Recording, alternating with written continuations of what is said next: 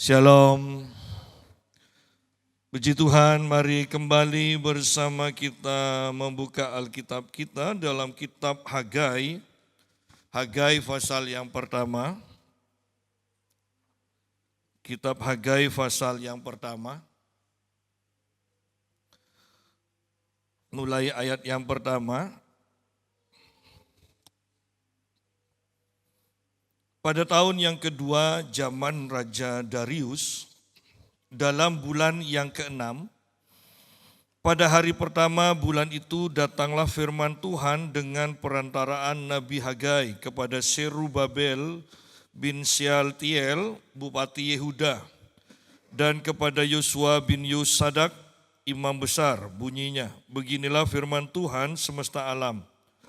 Bangsa ini berkata, sekarang belum tiba waktunya untuk membangun kembali rumah Tuhan. Maka datanglah firman Tuhan dengan perantaraan Nabi Hagai, bunyinya, apakah sudah tiba waktunya bagi kamu untuk mendiami rumah-rumahmu yang dipapani dengan baik, sedang rumah ini, maksudnya rumah Tuhan, tetap menjadi reruntuhan. Oleh sebab itu, beginilah firman Tuhan semesta alam, perhatikanlah keadaanmu. Kamu menabur banyak, tetapi membawa pulang hasil sedikit. Kamu makan, tetapi tidak sampai kenyang. Kamu minum, tetapi tidak sampai puas. Kamu berpakaian, tetapi badanmu tidak sampai panas. Dan orang yang bekerja untuk upah, ia bekerja untuk upah yang ditaruh dalam pundi-pundi yang berlobang. Beginilah firman Tuhan semesta alam, perhatikanlah keadaanmu. Jadi naiklah ke gunung, bawalah kayu dan bangunlah rumah itu. Maka aku akan berkenan kepadanya dan akan menyatakan kemuliaanku di situ, firman Tuhan.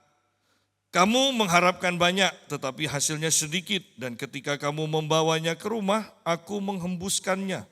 Oleh karena apa? Demikianlah firman Tuhan semesta alam.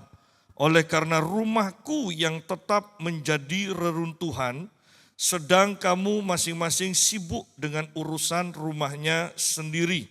Kita berhenti sampai sini dulu.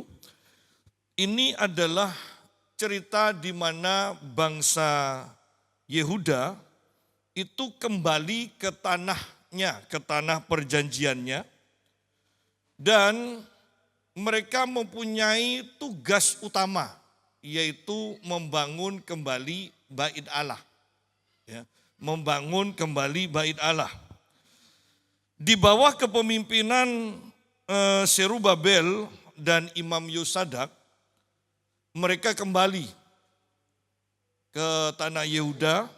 Tetapi sesampai di tanah Yehuda, bukannya mereka melakukan tugas utama, yaitu membangun bait Allah, tetapi mereka mulai memikirkan dirinya sendiri, mengerjakan yang berhubungan dengan kepentingan mereka pribadi, bukan dengan rumah Allah. Dan dalam keadaan seperti itu, Tuhan berfirman melalui Nabi Hagai. Ya, Tuhan berfirman melalui Nabi Hagai.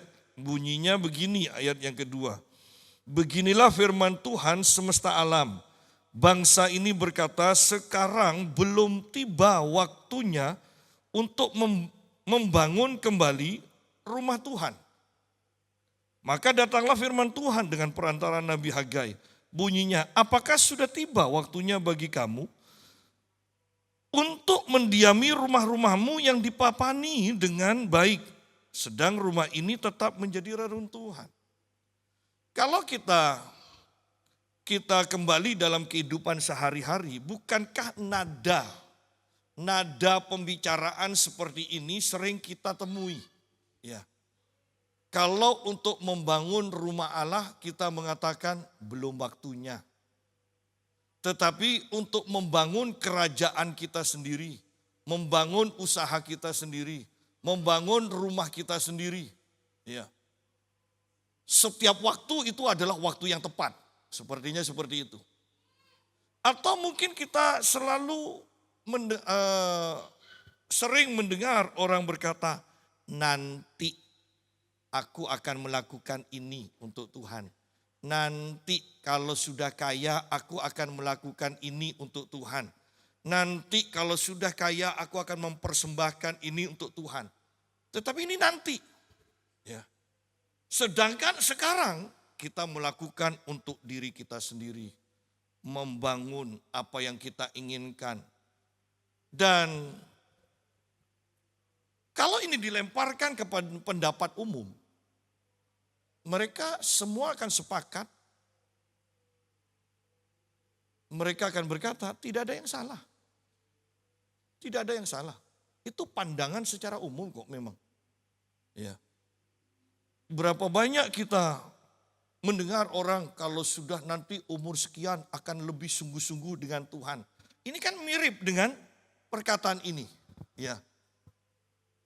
Lalu sekarang bagaimana? Kenapa kok tidak sekarang sungguh-sungguh sama Tuhan? Kok nanti kalau sudah umur 60? Ya kalau nyampe. Ya kan? Ya kalau nyampe. Kalau tidak nyampe.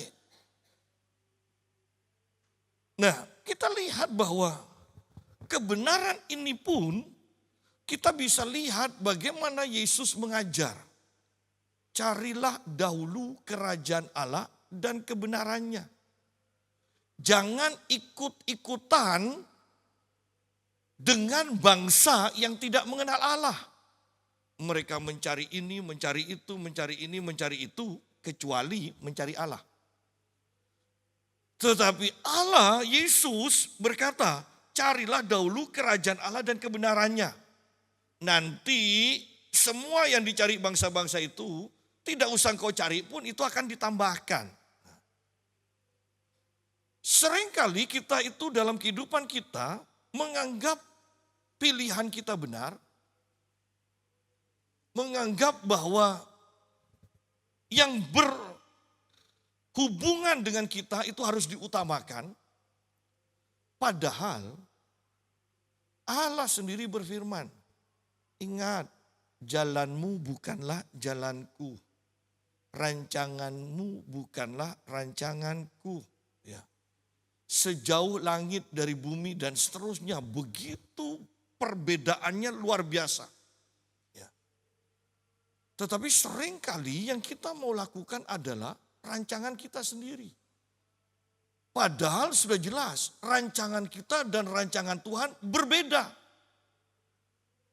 Kalau sudah kata berbeda dan kita memaksa untuk melakukan rancangan kita sendiri, berarti kita kan bermusuhan dengan Allah. Ya, kita bermusuhan dengan Allah. Sementara Tuhan mengatakan bangun bait Allah terlebih dahulu, umat Allah mengatakan enggak itu bisa ditunda. Kita akan bangun rumah kita dulu masing-masing. Ya kan? Nah, bukankah kalau seperti itu bertentangan dengan Tuhan? Ya.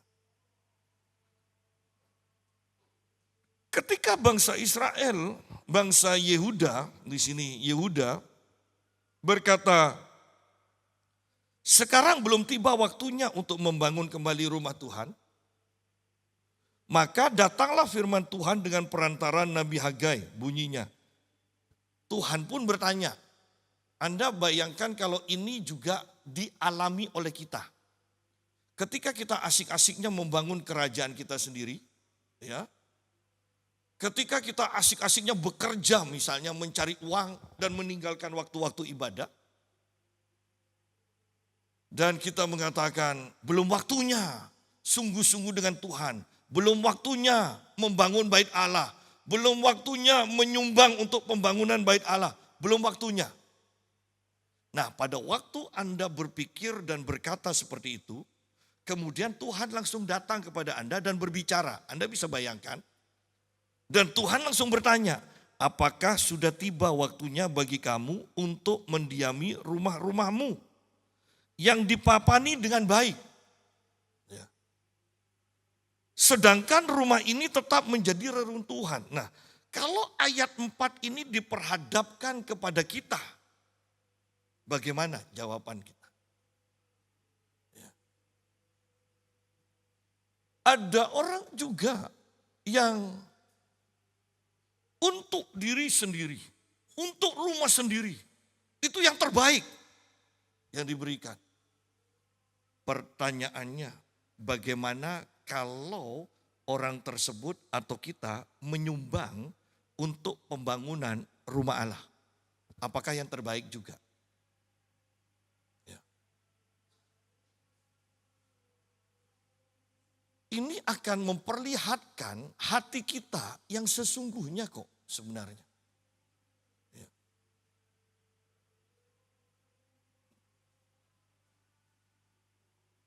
Kalau kita lihat kembali di sini ayat 4, apakah sudah tiba waktunya bagi kamu untuk mendiami rumah-rumahmu yang dipapani dengan baik? Nah, kalau kerja untuk miliknya sendiri, yang terbaik. Yuk berandai-andai. Ketika kita membangun rumah kita dan wah ini kurang baik, ganti yang lebih baik. Ini kurang baik, ganti lebih baik. Yuk sekarang kita kembali ke bait Allah misalnya. Pernah kita mengatakan ketika sudah, ini pakai ini aja. Kurang bagus.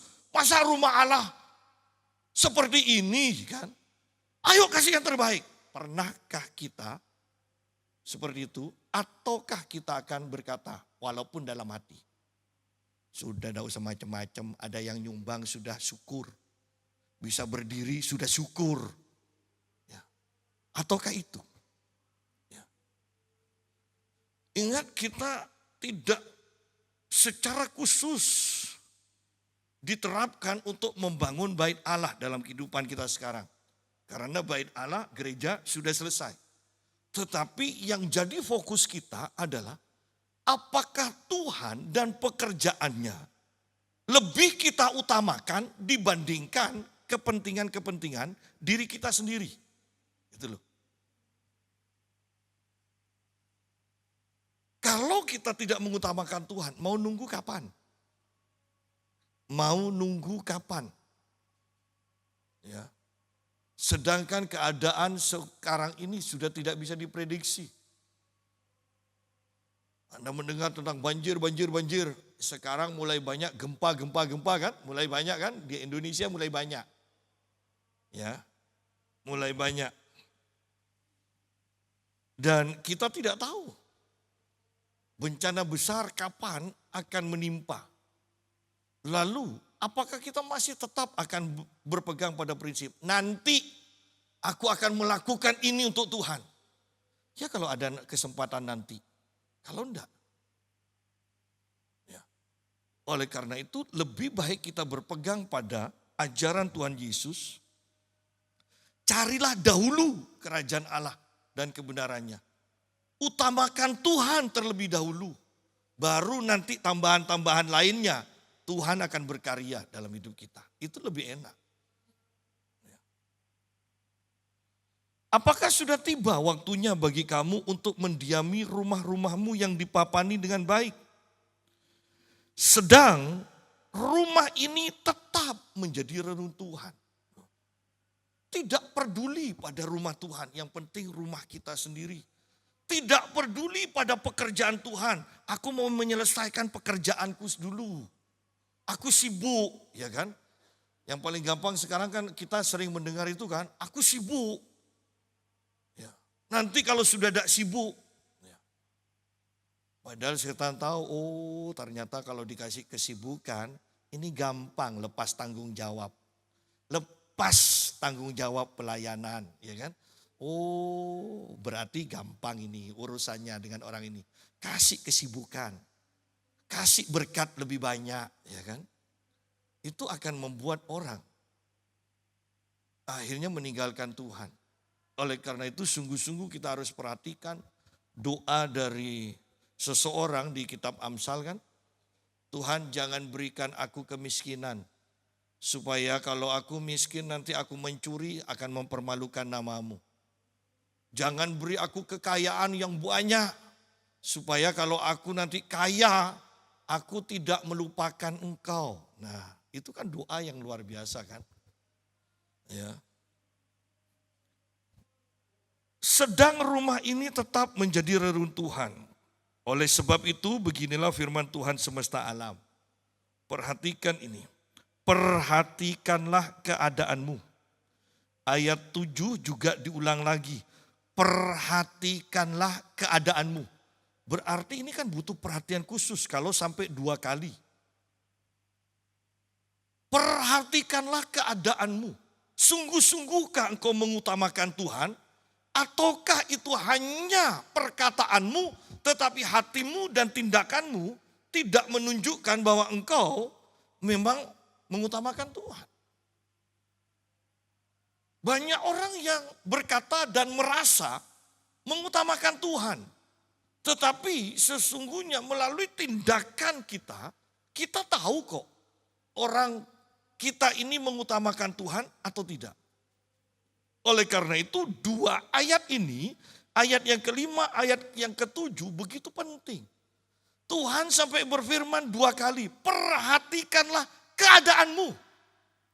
Sungguh-sungguhkah engkau mengutamakan bait Allah atau rumahmu sendiri? Perhatikanlah keadaanmu. Ya. Dan kemudian Tuhan menjelaskan lebih lanjut ayat yang ke-6. Perhatikanlah keadaanmu. Kamu menabur banyak, tetapi membawa pulang hasil sedikit. Wow, seharusnya kan menabur banyak, itu membawa berkelimpahan. Menabur sedikit aja bawanya pasti lebih banyak kan. Ini menabur banyak, tetapi membawa pulang hasil sedikit. Adakah kita kemudian berkata begini, katanya kalau menabur kita pasti akan menuai. Tapi buktinya aku nabur tapi kok tuaian sedikit. Apakah mungkin karena kita tidak mengutamakan Tuhan? Kemudian, sungguh-sungguhkah kita menabur di tempat yang tepat? Loh, itu kan penting kan, menabur di tanah yang tepat itu kan penting. Ya. Seringkali orang Kristen itu kalau nabur di tempat-tempat yang berbau Kristen sedikit. Kenapa? Tidak ada gunanya. Kalau dinabur di tempat-tempat yang ya tidak berhubungan, saya mau katakan tidak berhubungan dengan kekristenan, tetapi itu bisa mendatangkan rasa aman kepada kita, maka kita akan tabur banyak. Jangan heran ketika engkau kemudian berkata, "Loh, aku nabur banyak." "Loh, naburnya di mana? Kok tuaiannya sedikit?" Jadi kita harus perhatikan itu. Bahkan ketika kita masuk lebih dalam lagi ke dalam sebuah gereja, pertanyaannya apakah sungguh-sungguhkah gedung gereja itu adalah bait Allah? Di mana hadirat Tuhan, manifestasi hadirat Tuhan itu nyata. Itu kalau kita mau masuk lebih dalam lagi, dipersempit lagi. Ya. Kamu menabur banyak, tetapi membawa pulang hasil sedikit. Bukan semua pemberian itu adalah taburan yang tepat loh. Bukan. Tempat di mana kita menabur pun itu penting. Ya. Saya katakan kepada sahabat saya, karena dia mau bangun gereja, saya katakan begini, pokoknya nanti kalau saya pelayanan di tempat Bapak, saya tidak mau terima PK. Kecuali gereja Bapak sudah terbangun. Dan hamba Tuhan ini berkata pada saya, "Pak, tapi saya juga ingin diberkati. Jemaat saya juga ingin diberkati. Kalau Bapak nolak pemberian kami, bagaimana kami diberkati?" Saya hanya bisa katakan, sudahlah, pokoknya dengarkan saya. sementara kalian belum terbangun gereja ini, saya melayani kapan aja, jangan diberi PK. Ya. Dari sisi saya mementori dia. Dari sisi saya adalah, bukankah hanya ini yang bisa saya lakukan untuk gereja tersebut. Tetapi dari sisi hamba Tuhan tersebut, dia tahu bahwa ketika kita memberi kepada seorang hamba Tuhan, itu tidak akan membuat dia bangkrut. Dia katakan, karena kami juga ingin diberkati. Nah, lihat di sini. Bahwa memberi kepada orang yang tepat, kepada gereja yang tepat, kepada tanah yang tepat, itu yang akan menentukan taburan kita. Akan menuai dengan banyak atau tuaiannya tidak sesuai dengan apa yang kita tabur. Ya. Kamu menabur banyak tetapi membawa pulang hasil sedikit. Kamu makan tetapi tidak sampai kenyang. Ya. Kamu minum tetapi tidak sampai puas. Bayangkan keadaan seperti ini kan enak. Tidak enak sama sekali. Makan tapi tidak sampai kenyang. Nabur tapi tidak nuai banyak. Ya. Selalu aja kurang. Pada akhirnya kan kita kemudian akan berkata begini. Oh, ciri-ciri orang yang tidak mengutamakan Tuhan selalu merasa kurang. Ya, merasa kurang. Kalau selalu haus dan lapar akan Tuhan, puji Tuhan. Tetapi orang yang tidak mengutamakan Tuhan akan selalu merasa kurang. Bahkan sekalipun dia makan banyak, tidak sampai kenyang. Hal-hal duniawi itu seperti yang saya katakan. Sampai kapan orang akan berkata cukup mencari uang? Selalu sekaya apapun mereka akan mengatakan sedikit lagi. Tetapi tidak pernah cukup. Sedikit lagi. Selalu ada rasa kurang. Tetapi kalau kita lihat bagaimana misalnya kehidupan dari Daud, dari Paulus. Kita lihat orang-orang seperti ini puas dengan Allahnya. Mereka sudah tidak menginginkan apa-apa lagi. Mereka puas. Bagaimana dengan kita? Apakah kita masih terlalu banyak keinginan? Atau kita akan mengerucut keinginan kita menjadi semakin sedikit, dan kemudian menjadi hanya satu, yaitu mengenal Tuhan. Ayo kita mulai perhatikan diri kita, bagaimana kerohanian kita. Bukan menakut-nakuti, tetapi jadilah orang yang berhikmat dalam melihat, membaca tanda-tanda zaman di sekeliling kita. Ya.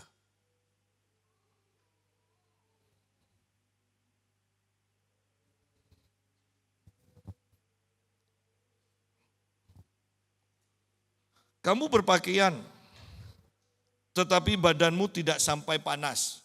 Wow. Dan orang yang bekerja untuk upah, ia bekerja untuk upah yang ditaruh dalam pundi-pundi yang berlubang. Ada orang kan bekerja gaji seharusnya cukup.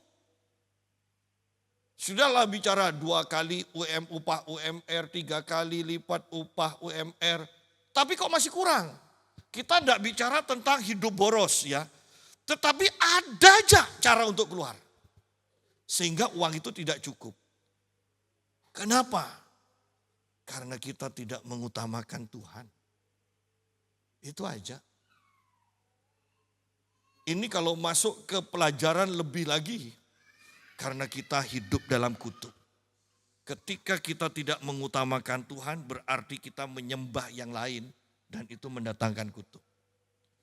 Tetapi supaya kita fokus di sini adalah kita sedang berbicara tentang mengutamakan Tuhan. daripada kepentingan-kepentingan pribadi kita. Ia bekerja untuk upah yang ditaruh dalam pundi-pundi yang berlubang. Kelihatannya sibuk tapi tidak ada hasil. Ya. Kenapa? Karena Tuhan dinomor duakan, Tuhan dinomor tigakan, Tuhan dinomor empatkan dan seterusnya. Tuhan tidak diutamakan. Begitu gampangnya kita meninggalkan Tuhan. Begitu gampangnya kita meninggalkan waktu-waktu ibadah. Begitu gampangnya kita meninggalkan saat teduh. Kenapa? Karena Tuhan tidak penting sebenarnya. Kalau mau jujur, sikap seperti itu menunjukkan bahwa bagi dirinya Tuhan itu tidak penting. Begitu mudahnya kita meninggalkan Tuhan, meninggalkan waktu ibadah, meninggalkan saat teduh, dan seterusnya dan seterusnya. Beginilah firman Tuhan semesta alam, perhatikanlah keadaanmu. Jadi sekarang naiklah ke gunung, bawalah kayu, dan bangunlah rumah Tuhan itu. Maka aku akan berkenan kepadanya dan akan menyatakan kemuliaanku di situ, firman Tuhan. Bahwa tetap Tuhan katakan, perhatikan keadaanmu, kamu selalu kekurangan. Ayo sekarang naik ke gunung, bangun bait Allah. Bangun bait Allah. Aku akan menyatakan kemuliaanku di sana, dikatakan. Nah, kalau sudah menyatakan kemuliaan, ini sudah berbicara tentang kehadiran Tuhan. Dan di mana ada Tuhan, di sana ada kelimpahan. Ya. Di mana ada Tuhan, di sana ada kelimpahan. Ya.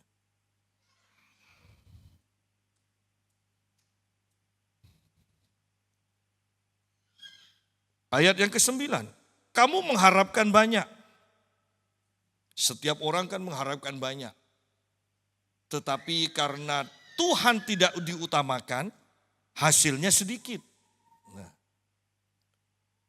ketika kamu membawanya ke rumah, aku mengembuskannya. Ini kan lucu. Ya. Bekerja, mengharapkan banyak, hasilnya sedikit, dalam perjalanan pulang, sampai rumah, hasil yang sedikit lenyap. Ya. Dan kalau kita melihat orang dengan ciri-ciri seperti ini, kita akan tahu kan. Kita akan sepakat, pasti ada kutuk dalam dirinya. Ya kan? Pak Yusa, jangan sedikit-sedikit kutuk, mungkin itu ujian. Ya, orang lebih suka ujian. Orang lebih suka pencobaan dari Tuhan. Tapi kalau lihat seperti ini kutuk. Kalau pencobaan, ya, kalau pencobaan itu pencobaan ujian, itu karena Anda itu memang sudah meningkat kerohaniannya, diuji. Layak untuk dinaikkan lagi atau enggak. Tetapi kalau ini kutuk, itu karena pelanggaran dari ketetapan-ketetapan Allah. Ya. Kamu mengharapkan banyak tetapi hasilnya sedikit dan ketika kamu membawanya ke rumah, aku menghembuskannya. Oleh karena apa? Nah, demikianlah firman Tuhan semesta alam. Oleh karena rumahku yang tetap menjadi reruntuhan, sedang kamu masing-masing sibuk dengan urusan rumahnya sendiri. Ya. Lihat di sini. Jadi nanti berarti harus diperbaiki cara menjawab. Kalau ditanya ya, kenapa kau tidak ke gereja? Jangan jawab sibuk. Ini Tuhan sudah berkata, ya kan? Jangan cari alasan yang lain aja, ya. Karena ini sudah jelas. Oleh karena rumahku yang tetap menjadi reruntuhan, sedang kamu masing-masing sibuk dengan urusan rumahnya sendiri. Ya. Ternyata beralasan sibuk itu fatal akibatnya. Ya. sibuk. Utamakan Tuhan. Utamakan Tuhan. Saya kalau mendengar pelayan-pelayan Tuhan ya, misalnya seperti Ina, dapat diajak katanya sama bosnya walaupun baru kerja, ya baru kerja diajak rekreasi ke Jogja.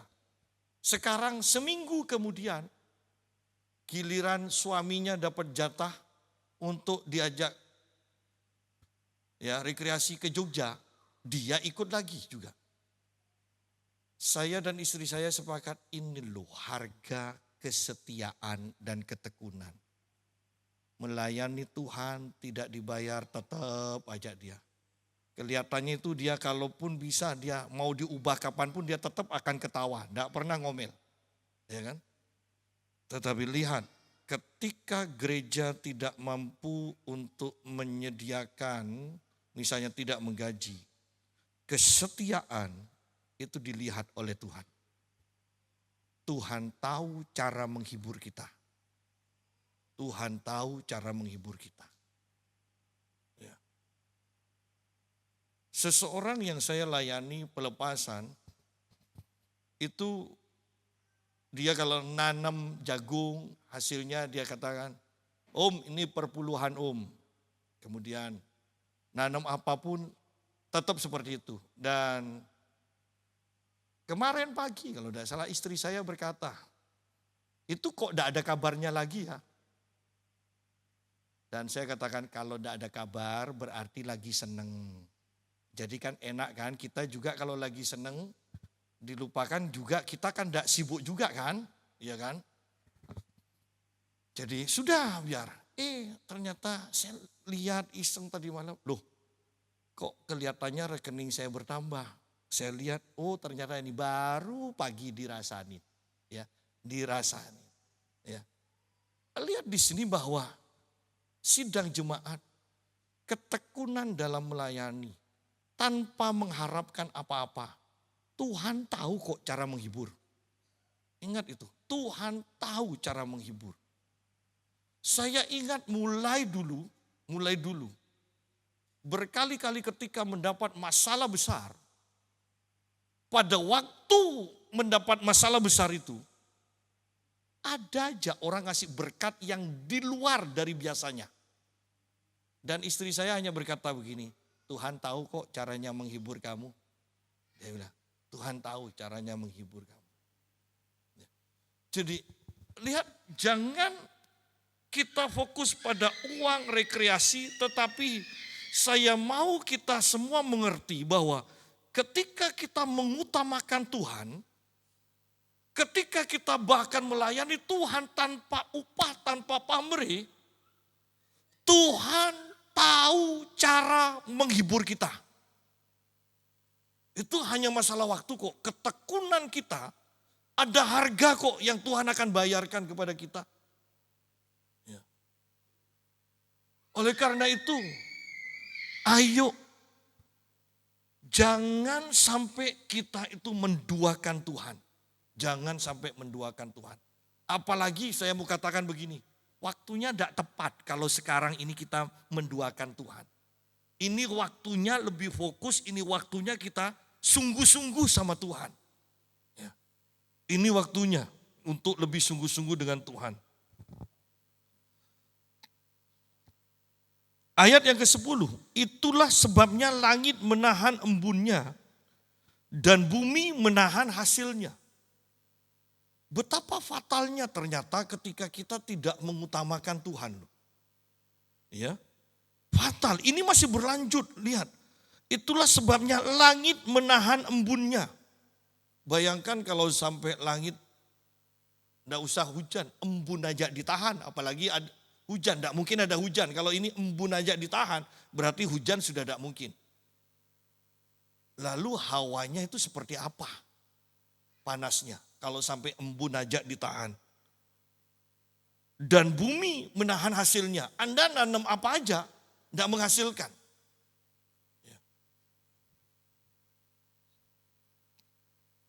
Dan aku Tuhan memanggil kekeringan datang ke atas negeri, ke atas gunung-gunung, ke atas gandum, ke atas anggur, ke atas minyak, ke atas segala yang dihasilkan tanah, ke atas manusia dan hewan, dan ke atas segala hasil usaha. Ini kan ternyata hal yang kita anggap remeh kan. Kita selalu berpandangan korupsi itu dosa besar, berzina dosa besar, ya, sibuk sampai ninggalkan Tuhan. Oh enggak, semua orang juga melakukan, banyak yang melakukan. Padahal Anda lihat kunci utamanya di sini adalah tidak mengutamakan Tuhan. Dan sampai dalam taraf awalnya menghasilkan sedikit, tetapi sampai terus meningkat tidak menghasilkan apa-apa. Hal yang kita anggap sepele, menduakan Tuhan. Dengan berjanji nanti aku akan layani Tuhan sungguh-sungguh kalau urusanku sudah selesai. Ternyata itu dosa besar di hadapan Tuhan. Iya. Ternyata itu menghasilkan pengurangan, bahkan pada akhirnya tidak menghasilkan sama sekali. Ya.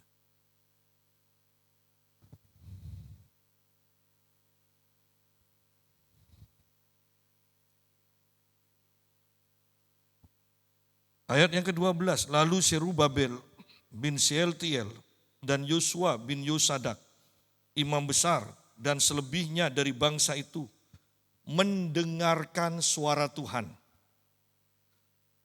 Mendengarkan suara Tuhan Allah mereka dan juga perkataan Nabi Hagai sesuai dengan apa yang disuruhkan kepadanya oleh Tuhan Allah mereka. Lalu takutlah bangsa itu kepada Tuhan. Bahwa penting untuk kembali kepada rencana Allah yang semula. Dan caranya adalah satu, mendengarkan suara Tuhan dan mendengarkan suara nabinya. Mendengarkan suara Tuhan dan mendengarkan suara hamba-hambanya. Ingat, nabi yang benar, hamba Tuhan yang benar. Karena di akhir zaman ini Anda akan menemukan banyak macamnya hamba Tuhan. Ya. Hamba Tuhan yang benar, hamba Tuhan yang palsu, hamba Tuhan yang setengah benar, hamba Tuhan yang setengah palsu, hamba Tuhan yang ngerti firman Tuhan, hamba Tuhan yang tidak ngerti apa-apa. Banyak. Ya. Nabi Hagai di sini, bangsa itu mendengarkan suara Tuhan dan mendengarkan juga perkataan Nabi Hagai. Ada orang terlalu rohani dengan berkata, enggak, saya hanya mau mendengarkan suara Tuhan. Saya tidak mau mendengarkan perkataan hamba Tuhan. Nah, pokoknya suara Tuhan. Sudah, kalau hanya ingin dengar suara Tuhan, kamu berangkat sudah sekarang. Iya kan? Berangkat sana, cepat-cepat. Anda akan mendengar suara Tuhan. Hai anakku, ini waktunya. Ya, berangkat dah. Ya. Jadi, ayo belajar ketika kita mendengar suara Tuhan, maka kita juga punya tanggung jawab untuk bisa membedakan hamba Tuhan yang benar, hamba Tuhan yang tidak benar. Karena ketika Anda mengatakan mendengar suara Tuhan, maka ketika hamba Tuhan yang benar itu berkata-kata juga, Anda bisa tahu, oh sama dengan tuannya kan. Ya. Jadi di sini sangat penting. Lalu takutlah bangsa itu kepada Tuhan. Ketika kita mendengar suara Tuhan, ketika kita juga dilayani dan mendengar suara Nabi Tuhan, akan timbul roh takut akan Tuhan. Saya tidak akan bosan-bosannya untuk menyampaikan ini, betapa pentingnya roh takut akan Tuhan. di mana banyak gereja sekarang tidak mengajarkan tentang takut akan Tuhan. Selalu beberapa buku yang saya baca, yang saya pelajari, Tuhan tidak marah. Ya, sehingga kita tidak perlu takut pada Tuhan. Tuhan adalah sahabat kita. Sahabat kok takut? Nah, padahal yang dimaksud takut itu kan di sini rasa hormat akan Tuhan sehingga punya keinginan untuk mentaati Tuhan. Itu kan sebetulnya. Bayangkan Daniel yang berpuasa 21 hari saja. Ketika bertemu dengan Tuhan, dia sampai pingsan kok. Bagaimana mungkin seseorang yang mengalami Tuhan, bertemu dengan Tuhan, tidak punya rasa takut akan Tuhan? Kalau yang seakrab Musa saja dengan Tuhan, itu bisa gemeteran katanya Musa di Gunung Sinai itu. Dan bangsa Israel yang tidak akrab dengan Tuhan berkata, kalau kami mendekat, kami akan mati. Sudah Musa, kamu aja, inilah orang jahat seperti ini. Sudah Musa, kalau mati lebih baik kamu yang mati, kami hidup. Kan gitu kan sebetulnya. Walaupun alasannya enggak, Musa kamu aja yang mendengar. Pokoknya apa saja yang Tuhan bicarakan, perintahkan, kami akan turuti. Jangan kami. Kalau kami mati. Nah, lu memangnya kalau Musa tidak bisa mati? Ya. Imam besar aja bisa mati kah? Masuk, makanya diikat. Iya kan? Ada tali di kakinya itu yang mengikat. Kalau kerincing-kerincingnya di kemah suci itu tidak bunyi, oh berarti sudah mati karena dosa. Allah yang seperti ini sekarang tidak diperkenalkan lagi di kebanyakan gereja zaman sekarang. Tuhan tidak pernah marah. Itu yang diperkenalkan. Tuhan sahabat kita.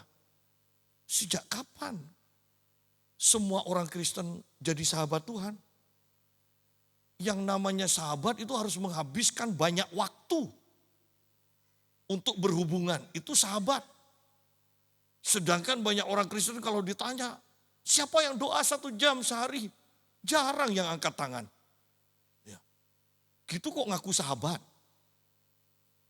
Ya. Bagaimana bisa sahabat ketemu seminggu sekali, 2 jam katanya terlalu lama.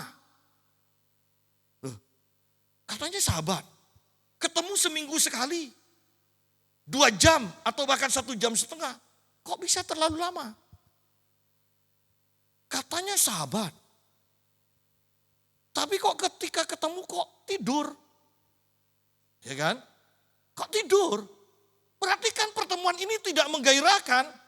Bertemu dengan sahabat tidak menggairahkan.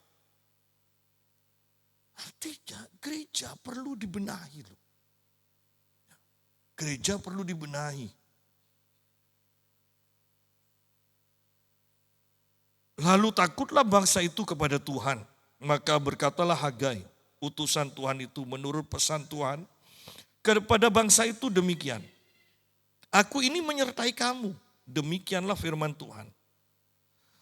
Tuhan menggerakkan semangat Serubabel bin Shealtiel, Bupati Yehuda, dan semangat Yosua bin Yosadak, imam besar, dan semangat selebihnya dari bangsa itu.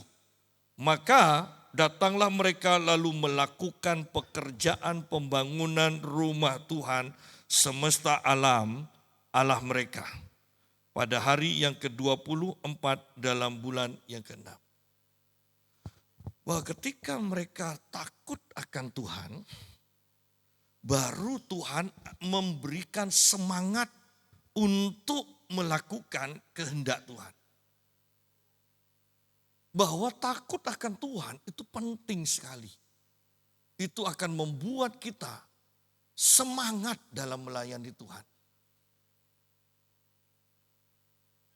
Bahkan Paulus pun mengatakan, aku tidak membuat kasih karunia Tuhan itu sia-sia. Justru aku bekerja keras. Nah, orang yang berkata seperti ini, Anda lihat, perjumpaannya dengan Tuhan membuat dia takut akan Tuhan loh. Dia naik kuda, lagi gagah-gagahnya dihantam sama Tuhan. Jatuh dari kuda, dia buta juga. Dia tidak bisa apa-apa. Dan kalau sudah punya pengalaman seperti itu, bagaimana mungkin Paulus tidak takut akan Tuhan? Dan orang yang takut akan Tuhan ini yang mengatakan, aku bekerja keras. Lebih daripada rasul-rasul yang lain itu.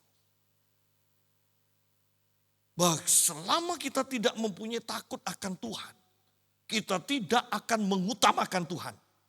Ya, kita Kristen, agama Kristen, tapi kita tidak akan tidak akan mengutamakan Tuhan.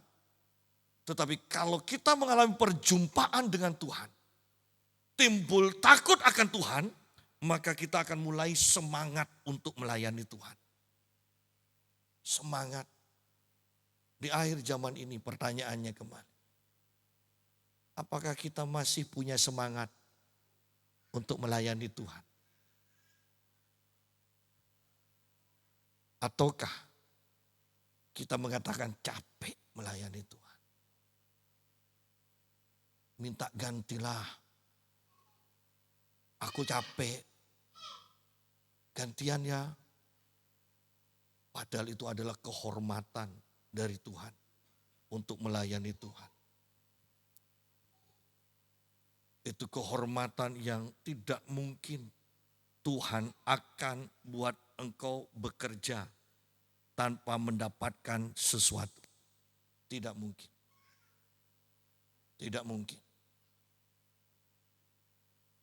Saya melayani seringkali orang-orang gereja yang ngundang itu tidak menghormati sebagai hamba Tuhan. Maksud saya begini, Anda bisa bayangkan kalau gereja 200-300 jemaat kemudian memberi PK pada saya untuk bayar bensin sama sopir aja, tidak cukup, tidak usah makan.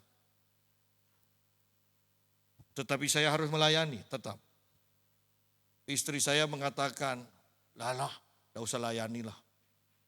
Nanti dikira mata duitan. Enggak, saya tahu kok suami saya tidak mata duitan. Sudah tua, capek, ada apa ngoyo-ngoyo. Ya kan? Tetapi saya tetap layani. Maksimal yang saya lakukan adalah ini. Kalau biasanya 4 kali setahun, saya akan kasih, Pak minta pelayanan, saya kasih 1 kali. Tetapi tetap saya layani. Hanya ketika saya tetap melayani seperti itu, sekarang sebelum saya sampai ke tempat atau setelah saya melayani, selalu ada orang yang nelpon, Pak bisa ketemu dengan saya, minta didoakan. Dan berkat dari Tuhan dari minta didoakan, lebih besar dari melayani gereja itu yang undang. Lihat di sini bahwa Tuhan sebenarnya tidak akan membuat kita rugi. Dia tahu cara memberi, dia tahu cara menghibur kita. Dia tidak akan membuat apa yang kita kerjakan untuk dia sia-sia. Tetapi yang penting adalah 1 ketekunan, 2 motivasi hati yang benar. Ketika engkau punya ketekunan seperti itu, hanya masalah waktu engkau akan nuai dari Tuhan. Ya. Tapi jangan fokus, saya mau tekankan begini, kadang orang itu aneh. Iya betul Tuhan berkati, tapi kan gereja itu tetap tidak benar. Loh kita tetap bisa fokusnya kok yang gereja yang jelek itu loh, yang ngasihnya terlalu sedikit. Seharusnya kan kita harus beralih kepada, oh ya sudah. Pokoknya tugas kita melayani gereja ini, pemberiannya juga tidak menghormati kita sebagai hamba Tuhan, tetap dilayani. Fokus kita jangan selalu jeleknya gereja itu. Ya. Fokus kita harus bisa beralih melihat, oh ternyata Tuhan bisa memberkati kita dari mana saja. Seringkali kan kita tidak bisa beralih kan ke yang selalu yang negatif terus yang kita soroti. Padahal Tuhan mau pakai cara lain. Itu kan hanya untuk menguji kesetiaan kita.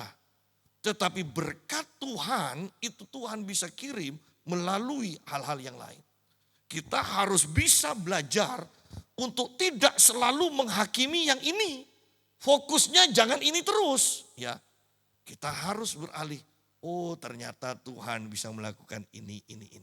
Ketika kita bisa melihat pekerjaan Tuhan di sela-sela hal-hal yang mungkin tidak mengenakan bagi kita, maka kita akan menjadi orang yang selalu bisa bersyukur kepada Tuhan. Mari pikirkan sekarang, seperti firman Tuhan katakan, 2 kali Tuhan katakan, perhatikanlah keadaan. Apakah kita mengutamakan milik kita sendiri, pekerjaan kita, atau kita mengutamakan pekerjaan Tuhan? Apakah kita masih bersemangat, atau kita sudah tidak bersemangat dalam melayani Tuhan? Lalu, apakah waktu masih terlalu panjang bagi kita sehingga kita masih bisa bersantai? Ataukah kita sepakat waktunya sudah sangat dekat sehingga kita harus sungguh-sungguh bekerja melayani Tuhan dan adu cepat dalam melayani Tuhan, berlomba dalam melayani Tuhan? Kita tidak tahu, bahkan besok pun kita tidak tahu apa yang akan terjadi. Sekarang kita sudah melihat bagaimana chip-chip akan berusaha dimasukkan lewat vaksin, ya, lewat obat-obatan tanpa sadar. Anda bisa bayangkan betapa ini sangat mendesak waktunya. Ya. Oleh karena itu mari utamakan Tuhan. Apapun keadaan kita sekarang. Ketika kita memikirkan Tuhan terlebih dahulu, mengutamakan Tuhan terlebih dahulu, maka Tuhan akan mengubah keadaan-keadaan di sekeliling kita. Dia akan memberkati kita, Dia akan memberikan pertambahan, Dia akan mencukupi kita. Tanah yang tidak menghasilkan akan menghasilkan lagi. Tuhan mampu melakukannya, dan saya selalu katakan ketika ada hamba Tuhan yang berkata, kalau punya uang, beli tanah, berkebun sendiri. Pertanyaannya, kalau antikris mau rampas memangnya tidak bisa? Ya. Sudahlah, tidak usah jadi petani semua. Saya katakan, apakah Tuhan pernah lupa cara melakukan mujizat? Bagi Tuhan, mau ada antikris atau tidak ada antikris, Dia tetap bisa melakukan mujizat. Apa yang sudah Dia pernah lakukan, Dia tetap bisa lakukan lagi. Oleh karena itu, jangan takut. Jangan takut. Banyak orang yang tidak percaya firman di dalam Alkitab. Saya ditanya, Pak, sungguh-sungguhkah di Alkitab itu tertulis 365 kali kata jangan takut? Saya ini dicap terlalu ngeroh, Pak. Sungguh, Bu. Itu ibu baca dari buku apa saja yang pendetanya sudah hitung, ya. Memang tercatat di dalam Alkitab 365 kali kata jangan takut. Artinya setiap hari Tuhan berkata pada kita, sepanjang tahun setiap hari, jangan takut, jangan takut. Kalau Tuhan berkata jangan takut, berarti Dia bertanggung jawab atas kehidupan kita. Tuhan memberkati. Haleluya.